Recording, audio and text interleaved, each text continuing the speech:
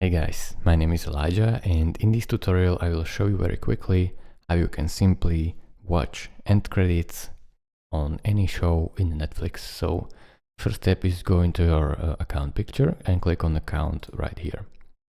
Then simply scroll down until you see edit settings and click on that.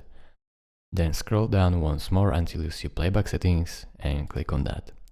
Then uncheck these two check marks. As you can see, scroll down and click save.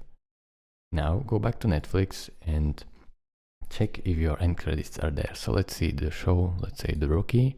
I will click on that and you will not see the playback because I'm recording this and Netflix won't show it when you're recording, but you can see it right here. So as I go on the end credits are here. You can see simply when I go there, I will click on watch credits and I can watch them.